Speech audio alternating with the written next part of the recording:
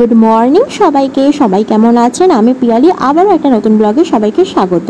আমরা তো খুবই ভালো আছি। আজকে যেহেতু ফাদার্স ডে, তার সাথে পড়ে গেছে দশহরা। দিনটা তো খুবই ভালো, কিন্তু দশহরা পড়ে যাওয়ায় দিনটা একটুখানি ম্যাচেকার হয়ে গেছে। তা সত্ত্বেও আজকে দিনটা কিভাবে কাটাই আপনাদের সাথে চলুন শেয়ার করি।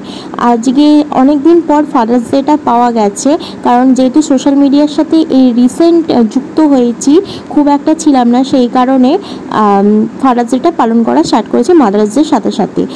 সমস্ত দেখলেন কাজকর্ম হয়ে গেছে, ছেলে ঘুমাচ্ছে, সেই জন্য চা, ওর বাবার জন্য আমার জন্য একটু চা, মায়ের জন্য নিচে দিয়ে চলে এসেছি, আর ছেলের জন্য ম্যাঙ্গো শেক করে নিয়ে চলে এসেছিলাম।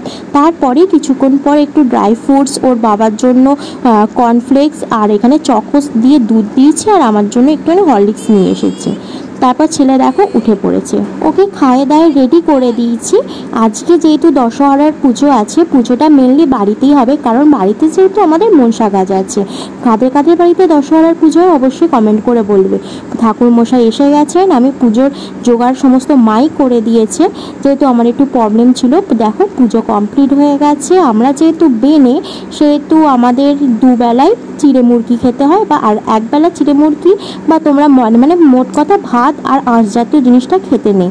আর এখানে সমস্ত বাসনপত্র এখানে গুছিয়ে রাখা হয়েছে, পরে মাজা হবে।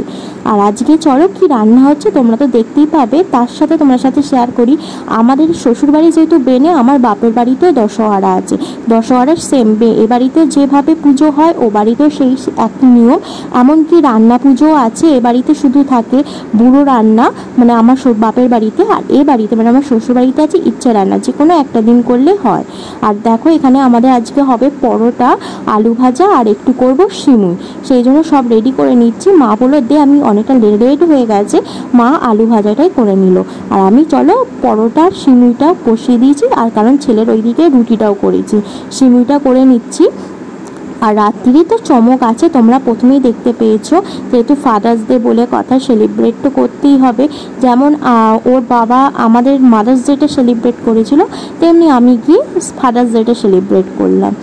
তারপর এখানে আমাদের রান্নাটা কমপ্লিট হয়ে গেছে। যেটা বলছিলাম, রান্না পুজোতে তো তোমরা সমস্ত কিছু দেখতে পাবে কি কি করা হয়। আর এখানে দেখো দুপুরবেলা ঘুমোতে চলে এসেছি, কিন্তু ছেলে ওর বাপের সাথে খেলতে ব্যস্ত।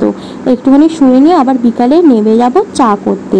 আমাদের তো ওর বাবা ঘরে থাকলে তাড়াতাড়ি একটু চা খেতে চায়, 3:30 সময় চা খাচ্ছে, সেই কারণে 3টে 3:30 বেজে যাবে, ওর বাবার চা লাগবেই এই ছুটির দিনগুলোতে, মেন কথা।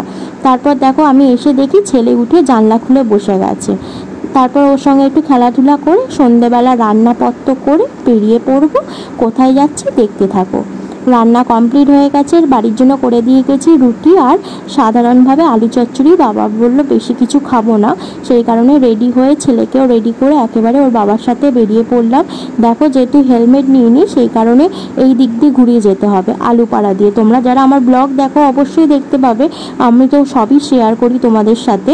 এখানে ট্রেন লাইনে ফেসে আছে, আর ওয়েদারটা খুবই ভালো, আর হাওয়া চালাচ্ছিল খুবই, সেই কারণে চলে এলাম কদমতলাতে আমরা ডমিনোজে এই ফার্স্ট টাইম আমি ঢুকছি, সেই কারণে চলো তোমার সাথে ভিডিওটা শেয়ার করি। আর কী খেয়েছি সেটা অবশ্যই শেয়ার করে নেবো। এখানে আমরা অর্ডার দিয়ে দিলাম, দিয়ে ওপরে একটু ওয়েটিংয়ের জন্য আমাদের টাইম দিয়েছিল 45 মিনিটস। তারপর ফোনে মেসেজ চলে আসবে, গিয়ে অর্ডারটা নিয়ে নিতে হবে। এখানে আমরা সমস্ত অর্ডার দিয়ে বসে আছি, একটু রিলস বানিয়ে নিলাম। তারপর আমাদের অর্ডারটা নিয়ে চলে এলো তোমাদের দাদাভাই।